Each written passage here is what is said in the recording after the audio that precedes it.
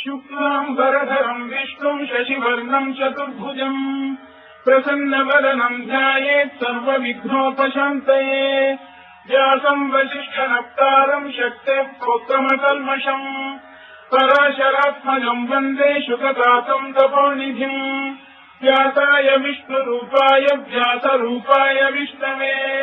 नमो मयि ब्रह्मनिधये वासिष्ठाय नमो नमः अविकाराय शुद्धाय नित्याय परमात्मने सदैकरूपरूपाय विष्णवे सर्वजिष्णवे यस्य स्मरणमात्रेण जन्म संसारबन्धनात् विमुच्यते नमस्तस्यै विष्णवे प्रभविष्णवे ॐ नमो विष्णवे प्रभविष्णवे श्रीवैशम्पायन उवाच श्रुत्वा धर्मानशेषेण पावनानि च सर्वशः युधिष्ठिरः शान्तनवम् पुनरेवाभ्यभाषत युधिष्ठिर उवाच किमेकम् दैवतम् लोके किम् वाप्येकम् परायणम् स्तुवन्तः कङ्कमत्यन्तः प्राप्नुयुर्मानवाशुभम् को धर्मः सर्वधर्माणाम् भवतः परमो मतः किम् जपन्मुच्यते जन्तुर्जन्म संसारबन्धनात् श्रीभीष्म उवाच जगत्प्रभुम् देवदेवमनन्तम् पुरुषोत्तमम् स्तुवन्नाम सहस्रेण पुरुषस्तततोत्थितः तमेव चार्चयन् नित्यम् भक्त्या पुरुषमव्ययम् ध्यायम् स्तुवन् नमस्यम् च यजमानस्तमेव च अनादिनिधनम् विष्णुम् सर्वलोकमहेश्वरम् लोकाध्यक्षम् स्तुवन् नित्यम् सर्वदुःखातिगो भवेत् ब्रह्मण्यम् सर्वधर्मज्ञम् लोकानाम् कीर्तिवर्धनम् लोकनाथम् महद्भूतम् सर्वभूतभवोद्भवम् एष मे सर्वधर्माणाम् धर्मोऽधिकतमो मतः यद्भक्त्या पुण्डरीकाक्षम् तवैरच्चेन्नरः सदा परमम् यो महत्तेजः परमम् यो महत्तपः परमम् यो महद्ब्रह्म परमम् यः परायणम् पवित्राणाम् पवित्रम् यो मङ्गलानाम् च मङ्गलम् दैवतम् देवतानाम् च भूतानाम् यो व्यक्तिता यतः सर्वाणि भूतानि भवन्त्यादियुगागमे यस्मिंश्च प्रलयम् यान्ति पुनरेव युगक्षये तस्य लोकप्रधानस्य जगन्नाथस्य भूपते विष्णोर्नाम सहस्रम् मे शृणु पापभयापहम् यानि नामानि गौणानि विख्यातानि महात्मनः ऋषिभिः परिगीतानि तानि वक्ष्यामि भूतये ऋषिर्नाम्नाम् सहस्रस्य वेदव्यासो महामुनिः छन्दोऽनुष्टुप् तथा देवो भगवान् देवकीसुतः अमृताम् शुद्धवो बीजम् शक्तिर्देवकीनन्दनः कृतामाहृदयम् तस्य शान्त्यर्थे विनियुज्यते विष्णुम् जिष्णुम् महाविष्णुम् प्रभविष्णुम् महेश्वरम् अनेकरूपदैत्यान्तम् नमामि पुरुषोत्तमम् अस्य श्रीविष्णोर्दिव्यसहस्रनामस्तोत्रमहामन्त्रस्य श्रीवेदव्यासो भगवान् ऋषिः अनुष्टुप्छन्दः श्रीमहाविष्णुः परमात्मा श्रीमन्नारायणो देवता अमृतांशूद्भवो भानुरिति बीजम् देवकीनन्दन सृष्टेति शक्तिः उद्भवः क्षोभनो देव इति परमो मन्त्रः धन इत्यत्रम् रथाङ्गपाणिरक्षोभ्य इति नेत्रम् कृतामासावरस्वामेति कवचम् आनन्दम् परब्रह्मेति योनिः ऋतुः सुदर्शनकाल इति दिग्बन्धः श्रीविश्वरूप इति ध्यानम् श्रीमहाविष्णुप्रीत्यर्थे सहस्रनाम जपे विनियोगः ध्यानम् श्रीयोगङ्गप्रदेशे शुचिमणिविलसत्सैकते मौक्तिकानाम् मालाक्लुप्तासनस्य स्फटिकमणिनिभैर्मौक्तिकैर्मण्डिताङ्गः शुभ्रैरभ्रैरदभ्रैरुपरि विरचितैर्मुक्तपीयूषवर्षैः आनन्दीनः पुनीयादरिनलिन गदा शङ्खपाणिर्मुकुन्दः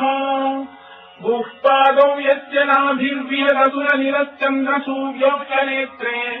कर्णावाशा शिरोद्यौर्मुखमपि दहनो यस्य वास्तेयमब्धिः अन्तस्थम् यस्य विश्वम् सुरनरखगो भोगि गन्धर्वदैत्यैः चित्रम् रम्यजेतम् त्रिभुवनवपुषम् विष्णुमीशम् नमामि। ॐ नमो भगवते वासुदेवाय।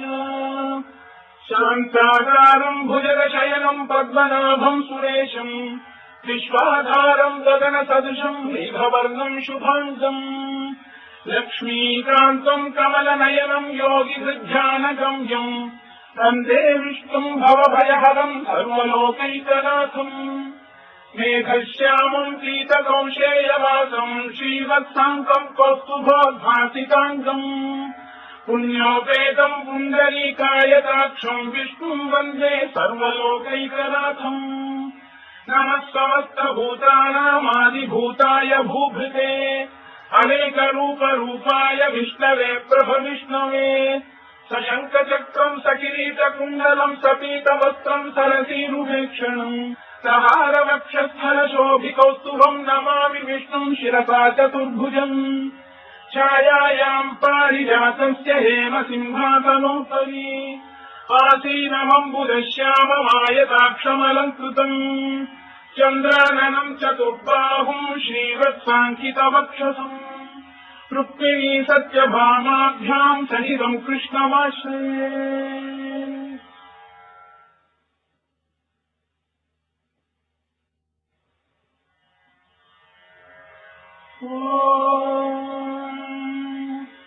विश्वम् विष्णुर्मयत्कारो भूतभव्यभवत्प्रभुः भूतभृद्भावो भूतात्मा भूतभावनः भूतात्मा परमात्मा च मुक्तानाम् परमा गतिः अव्ययः पुरुषः साक्षी क्षेत्रज्ञोऽक्षर एव च योगो योगविदाम् नेता प्रधानपुरुषेश्वरः नारसिंहवपुः श्रीमान् केशवः पुरुषोत्तमः सर्वशिवस्थाणुर्भूतादिर्विधिरव्ययः सम्भवो भावनो भक्ता प्रभवः प्रभुरीश्वरः स्वयम्भूः शम्भुरादित्यः पुष्कराक्षो महास्वनः अनादिनिधनो धाता विधाता धातुरुत्तमः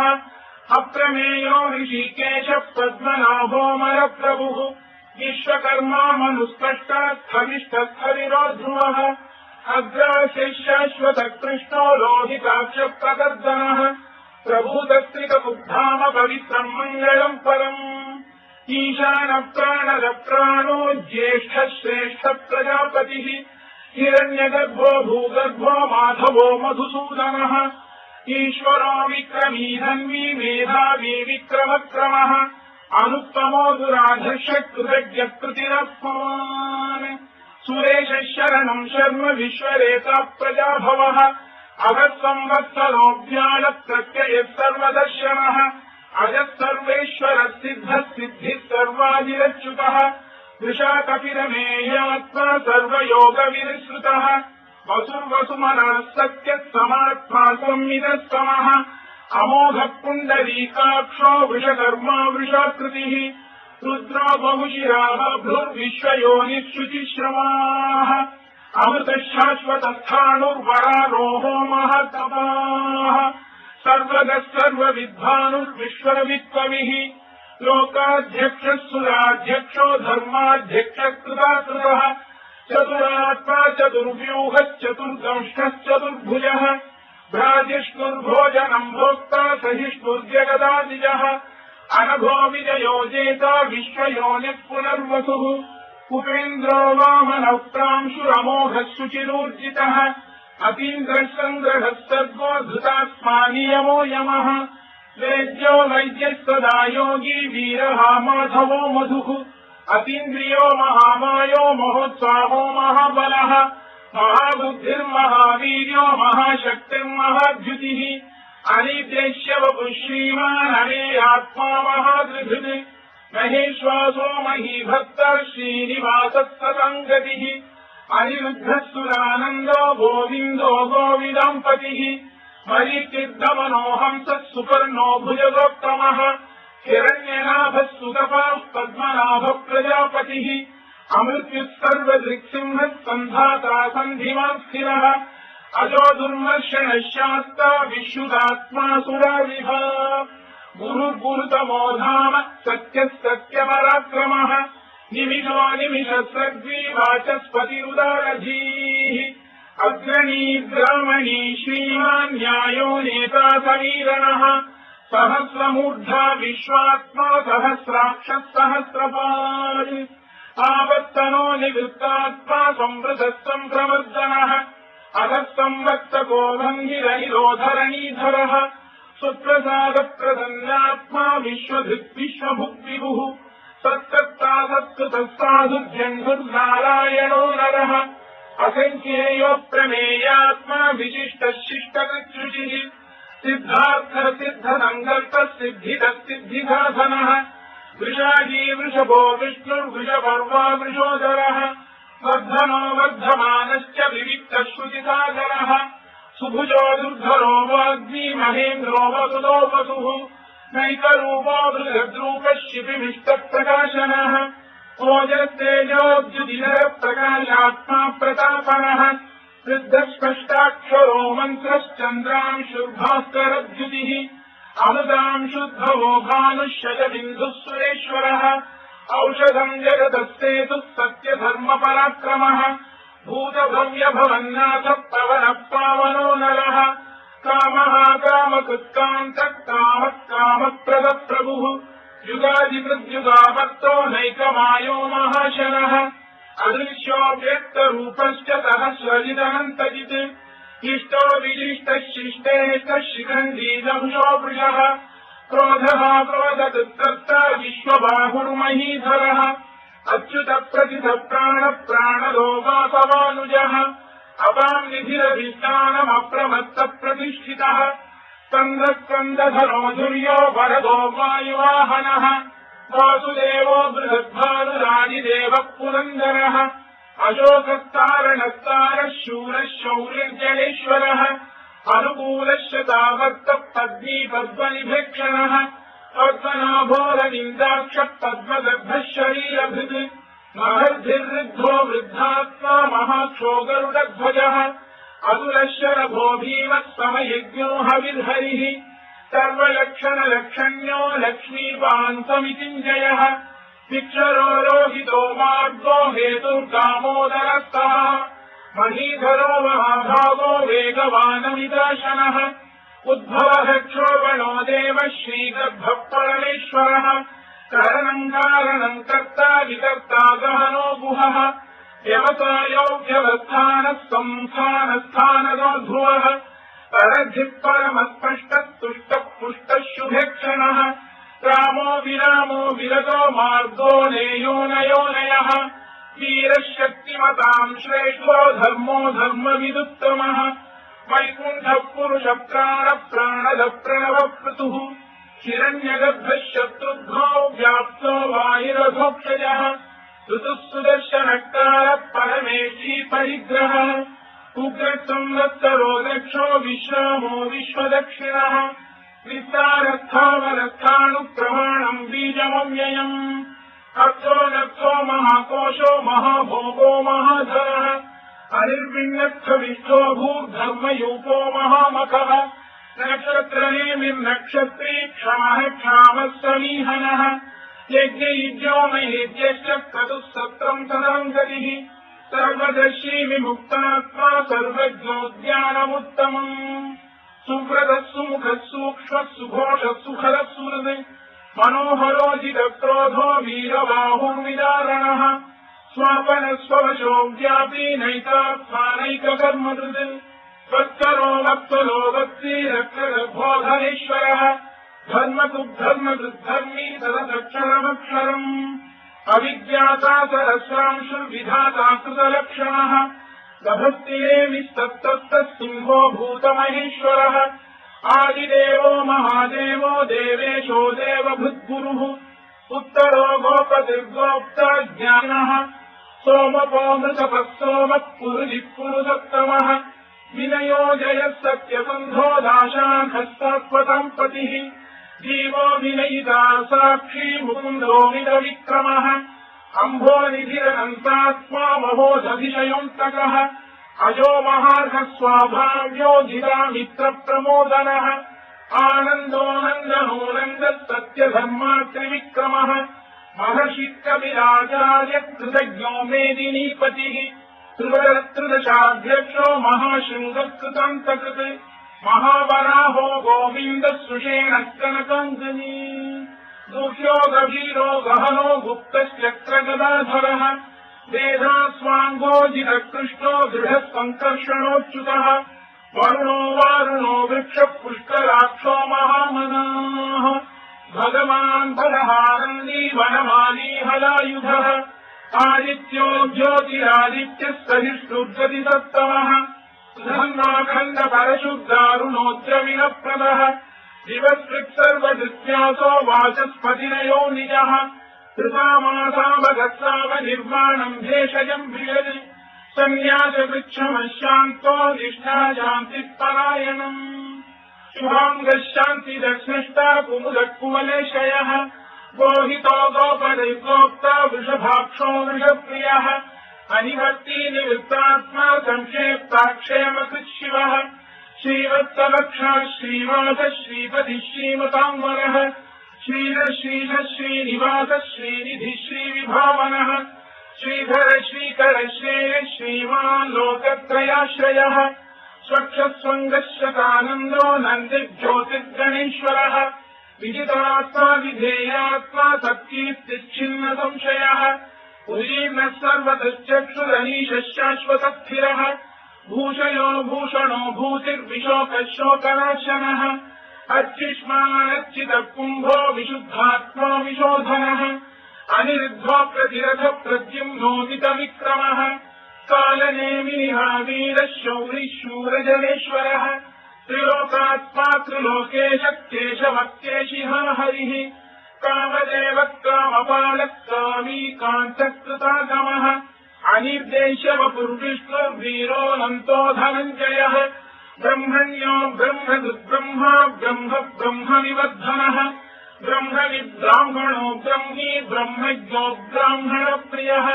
महाक्रमो महाकर्मा महातेजा महोरगः महाक्रतुर्महायज्वा महायज्ञो महाहविः सम्यक्तव प्रियस्तोत्रम् स्तुतिस्तोतारणप्रियः पूर्णः पूरयिता पुण्यः पुण्यकीर्तिरनामयः मनोजवस्थितकरो वसुदेता वसुप्रदः वसुप्रदो वासुदेवो वसुमनाहविः सद्गतिस्तत्कृतिस्तत्ता सद्भूतिस्तत्परायणः शूरतेनो यदुश्रेष्ठः सन्निवासः सुयामुनः भूतावासो वासुदेवः सर्वासु निलयो नलः दत्तः दत्पदो दृष्टो दुद्धरोधा पराजितः विश्वमूर्तिर्महामूर्तिर्दीप्तमूर्तिरमूर्तिमान् अनेकमूर्तिरव्यक्तः शतमूर्तिः शताननः एकोनैकः समर्थः किम् यत्तत्पदमनुत्तमम् लोकबन्धुर्लोकनाथो माधवो भक्तवत्सलः सुवर्णवर्णो हेमाङ्गो वराङ्गश्चन्दनाङ्गदी वीरः शून्यो घृताशीरजनश्चरः अमानी मानदो मान्यो लोकस्वामी त्रिलोकधृत् सुमेधा मेधजो धन्यः सत्यमेधाधराधरः तेजो वृषोद्युतिधरः सर्वशस्त्रभृताम्बरः प्रग्रहो निग्रहो व्यग्रो नैकशृङ्गो गदाग्रजः चतुर्मूर्तिश्चतुर्बाहुश्चतुर्व्यूहश्चतुर्गतिः चतुरात्मा चतुर्भावश्चतुर्वेदविलेकपात् समाभक्तो निवृत्तात्मा दुर्जयो दुरतिक्रमः दुर्लभो दुर्गमो दुर्गो दुरावासो दुरारिः शुभाङ्गो लोकसारङ्गः सुतन्तुस्तन्तु वर्धनः इन्द्रकर्मा महाकर्मा कृतकर्मा कृतागमः उद्भवः सुन्दरः सुन्दो रत्ननाभः सुलोचनः अर्थो माजधनः शृङ्गी जयन्तः सर्वविद्यैः सुवर्णबिन्दुरक्षोभ्यः सर्ववागीश्वरेश्वरः महाह्रदो महागर्तो महाभूतो महानिधिः कुमुदकुन्दरकुन्दः पर्जन्यः पावनो निरः अमृताशोऽमृतवपुः सर्वज्ञः सर्वतोमुखः सुलभः सुव्रतः सिद्धः शत्रुजिच्छत्रुतापनः न्यग्रोधोदुम्बरो श्रद्धक्षाणूरान्ध्रैषूदनः सहस्राचित् सप्तजिह्वः सप्तैधा सप्तवाहनः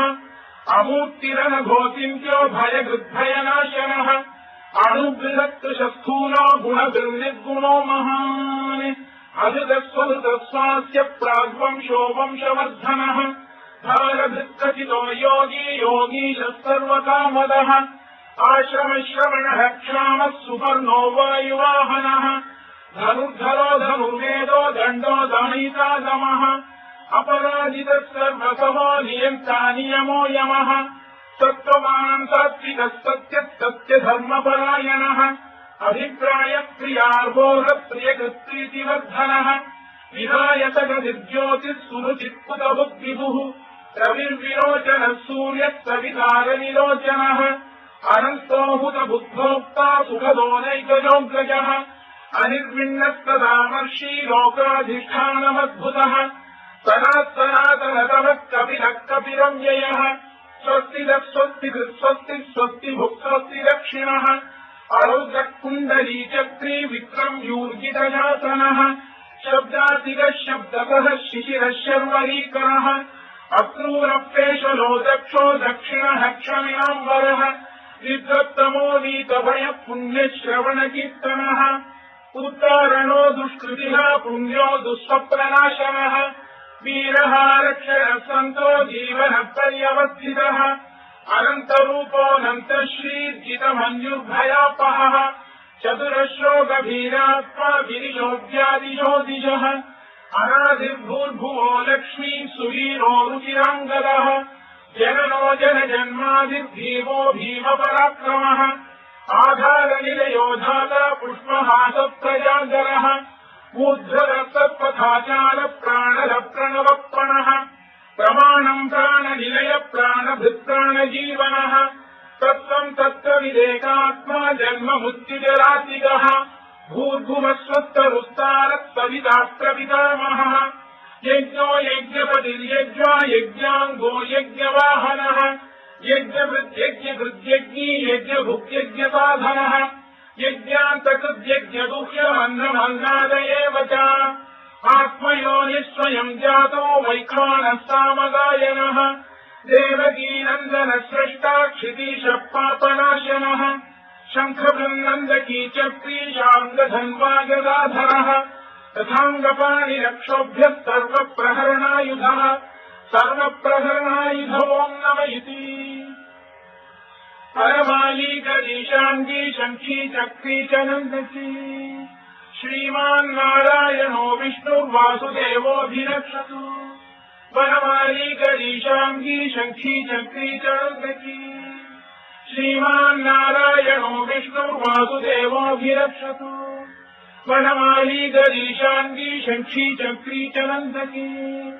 श्रीमान्नारायणो विष्णुर्वासुदेवोऽभिरक्षतु इतीदम् कीर्तनीयस्य केशवस्य महात्मनः नाम्नाम् सहस्रम् दिव्यानामशेषेण प्रकीर्तितम् यैदम् शृणुयाम् नित्यम् यश्चापि परिकीर्तयेत् नाशुभम् प्राप्नुयात् किञ्चित् सोमुत्रेह च मानवः वेदान्तको ब्राह्मणस्य क्षत्रियो विजयी भवेत् वैश्यधनसमृद्धस्य क्षुद्रः सुखमवाप्नुयात् धर्मार्थी प्राप्नुयात् धर्ममर्थार्थी चार्थमाप्नुयात् कामानवाप्नुयात् कामी प्रजार्थी चाप्नुयात् प्रजाम् भक्तिमान् यः सदोत्थाय शुचिस्तद्गतमानसः सहस्रम् वासुदेवस्य नाम्नामेतत् कीर्तयेत् यशः प्राप्नोति विपुलम् याति प्राधान्यमेव च अचलाम् श्रियमाप्नोति श्रेयः प्राप्नोत्यनुत्तमम् न भयम् क्वचिदाप्नोति वीर्यम् तेजश्च विन्दति भवत्य रोगोद्युतिमान् बलरूपगुणान्वितः रोगात्तो मुच्यते रोगात् बद्धो मुच्येत बन्धनात्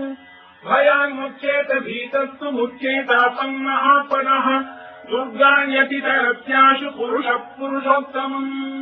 सुवन्नाम सहस्रेण नित्यम् भक्तिसमन्वितः वासुदेवाश्रयो मर्त्यो वासुदेवपरायणः सर्वपापविशुद्धात्मा याति ब्रह्म सनातनम् न वासुदेव भक्तानामशुभम् विद्यते क्वचित् जन्म मृत्युजरा व्याधि भयम् नैवोपजायते इवम् स्तवमधीयान श्रद्धा भक्ति समन्वितः युज्येतात्मसुखक्षान्ति श्रीधृति स्तुतिकीर्तिभिः न क्रोधो न च मात्सर्यम् न लोभो न शुभमतिः भवन्ति कृतपुण्यानाम् भक्तानाम् पुरुषोत्तमे द्यौतचन्द्रार्कनक्षत्राखम् दिशो भूर्महोदधिः वासुदेवस्य वीर्येण विधृतानि महात्मनः ससुरासुरगन्धर्वम् सयक्षोरगराक्षसम् जगत्वशे वर्ततेदम् कृष्णस्य सचराचरम् इन्द्रियाणि मनो बुद्धिः सत्त्वम् तेजोबलम् धृतिः वासुदेवात्मकान्याहुः क्षेत्रम् क्षेत्रज्ञ एव च सर्वागमानामाचार प्रथमम् परिकल्पते आचारप्रभवो धर्मो धर्मस्य प्रभुरच्युतः ऋषयक्विदरो देवा महाभूतानि धातवः